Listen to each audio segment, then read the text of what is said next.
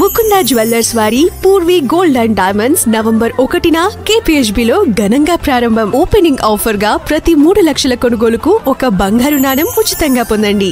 ఆంధ్రప్రదేశ్లో గత ప్రభుత్వ కాలంలో టీ పట్టా భూములకు ఫ్రీ హోల్డ్ సర్టిఫికెట్ జారీ చేసిన విషయం మళ్లీ చర్చనీయాంశమైంది.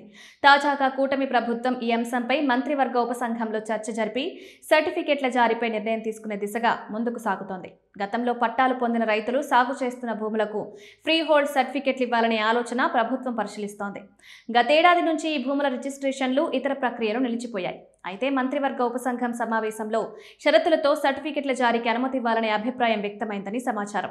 ముఖ్యంగా విశాఖపట్నం ప్రాంతంలో గత ప్రభుత్వ హయాంలో 2023 డిసెంబర్ నుంచి 2024 జనవరి వరకు 625 ఎకరాల భూములను ఫ్రీ హోల్డ్ చేశారు. అందులో 126 ఎకరాలకు రిజిస్ట్రేషన్లు కూడా పూర్తయ్యాయి. కానీ అక్రమాల ఆరోపణలు రావడంతో అధికారులు జాగ్రత్త వహించి ఆ ప్రక్రియను నిలిపివేశారు. తర్వాత ఎన్నికలు కూడా అమల్లోకి రావడంతో ఈ భూములకు సంబంధించి అన్ని కార్యక్రమాలు నిలిచిపోయాయి.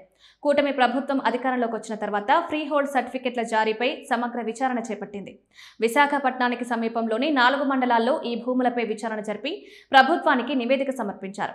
ఆ నివేదిక ఆధారంగా సర్టిఫికెట్లను ప్రత్యేక షరతులతో జారీ చేయడానికి అనుమతినివ్వాలని మంత్రివర్గ ఉపసంఘం సూచించినట్లు తెలుస్తోంది.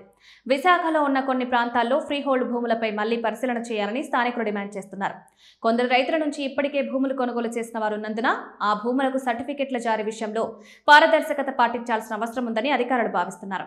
గతంలో జరిగిన కొన్ని అక్రమాల కారణంగా ఈసారి జాగ్రత్త వ్యవహరించాల్సిన అవసరం ఉందని సూచిస్తున్నారు. ఫ్రీ హోల్డ్ అంటే భూమిపై సంపూర్ణ హక్కులు కలిగి ఉండడం. అటువంటి భూమిని యజమాని కొనుగోలు చేయవచ్చు, అమ్మవచ్చు లేదా వారసులకు బదిలీ చేయవచ్చు.